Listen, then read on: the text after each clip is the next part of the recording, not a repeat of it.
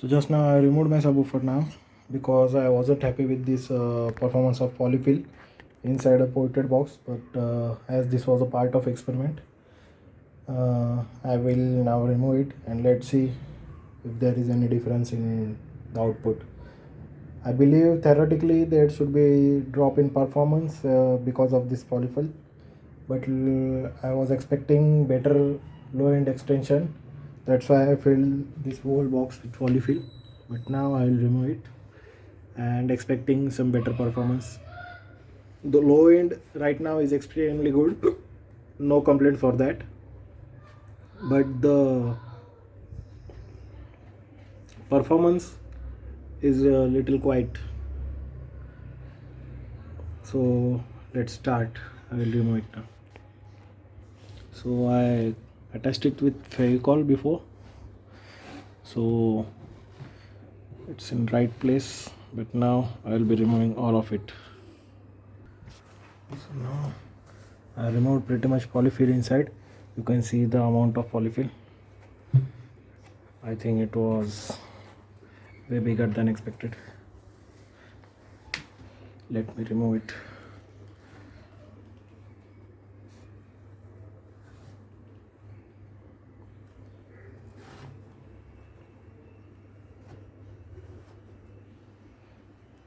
So this much polyfill was there inside the box. I'm not able to remove all of it.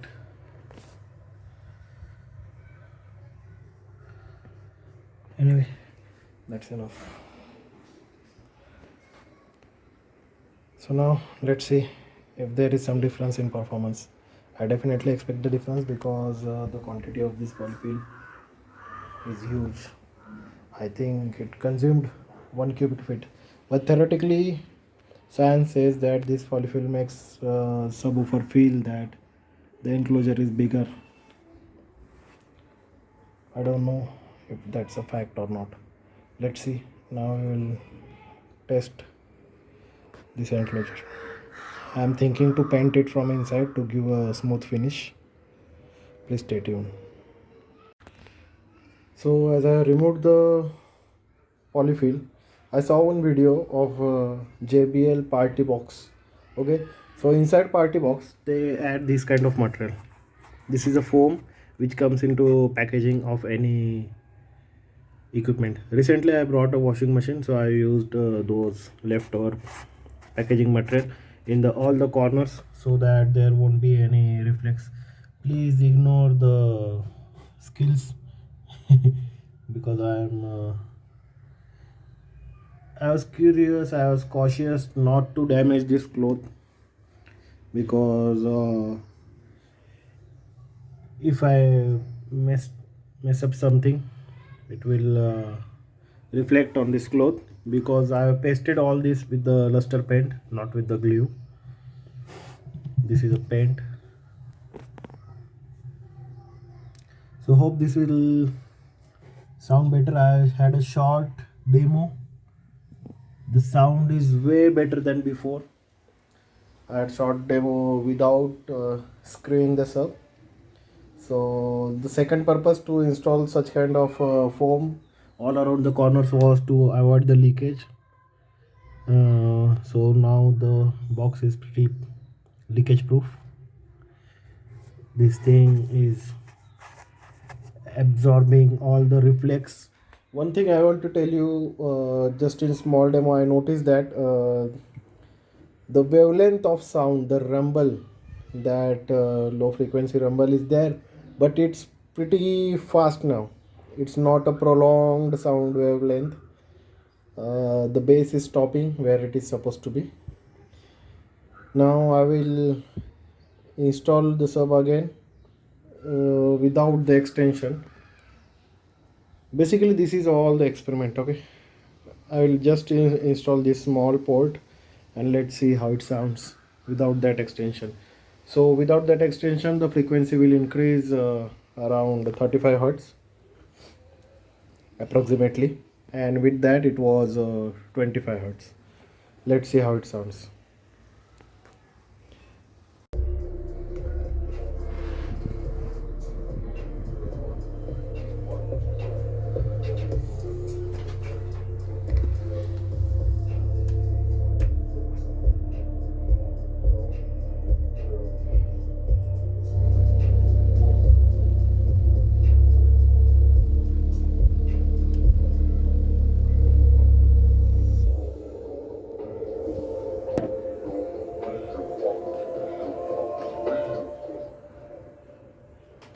So guys, from last video you might have seen that I removed the port and tried to install the smaller port, but the frequency, the tuning of the enclosure changed to very high, and now I have placed that port back, and now I am completely satisfied.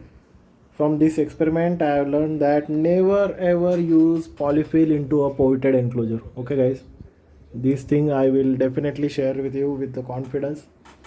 Don't use polyfill into your ported enclosure. Now the performance is increased drastically. I can say around 50% more, or even 70% more output I can achieve. The bass is not slow as before. The bass is little fast, the little quick. I can listen to drum notes. And what used to happen when I had polyfill inside, I used to have some kind of distortion which I uh, definitely didn't like. I listen to very heavy bass oriented music. I have very unique taste of music where the speakers are useless in my case. They just throw small amount of mid and highs I need. Otherwise my whole music focuses on only low frequency, extreme low frequency bass, like this. Okay, I listen to decaf songs day and night. I love the feeling like I have in my car. So I'm really happy with this driver. I know this driver will do wonders if I install it into a bigger enclosure, but you can see the convenience. This stool matches with my table and day-to-day activities. I'm pretty happy. If I install a big ass enclosure, it will be really uncomfortable to use it in day-to-day life, but I am really excited to try that as well. In future I may try a bigger enclosure for this monster. Trust me guys, the fs matters, the ts parameters matters. I brought this subwoofer just looking at the theoretical ts parameters, as this is designed especially for spl low frequency bass. The fs of this sub is 22 hertz, and I tried to make this enclosure as beautiful as I can. This looks really good and blends with my office.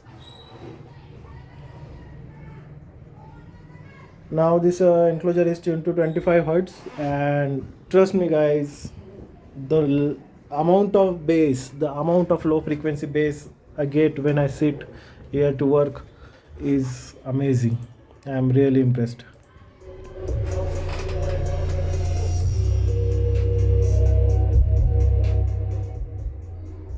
Let me play some other song.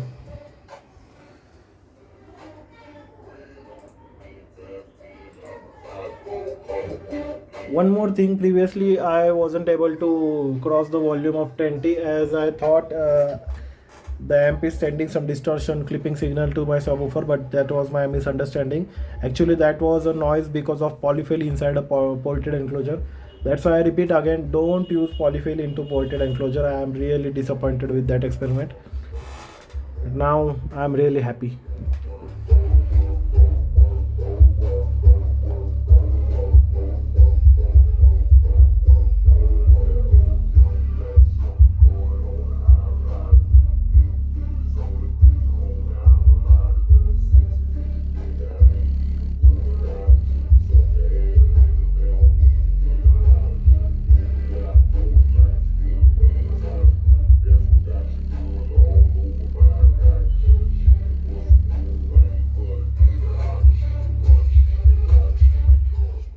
I hope YouTube won't throw a copyright.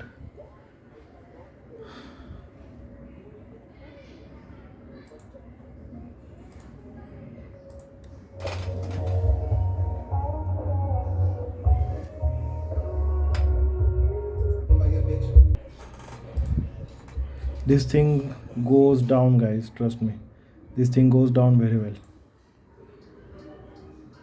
Forget about Logitech Z623. Okay guys, I already used it. This is twice loud and twice low.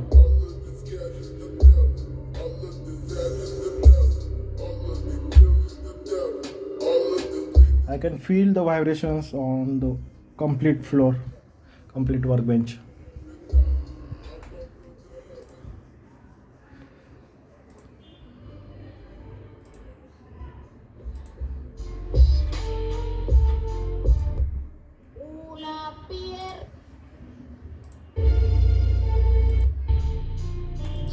Wonderful. This song has very low frequency.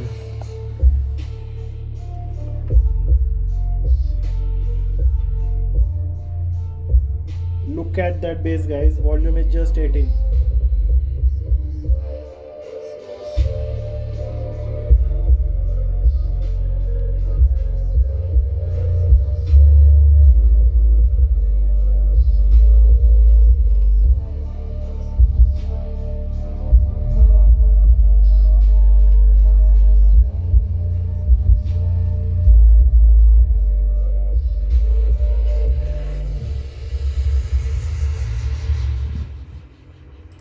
So let me be honest over here. This was my review on complete video on this experiment.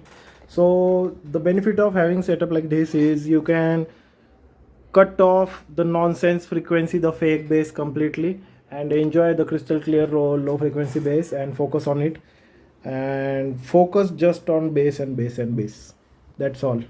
If you have taste like me, you listen to only such kind of songs which have lots of low and low frequency, then this setup kills Logitech, and I will say matches with JBL, and the lower frequency response is even better than JBL. Okay, the loudness is not close to JBL because I am not able to play it at that potential. You can see I have never crossed volume of 30 over here.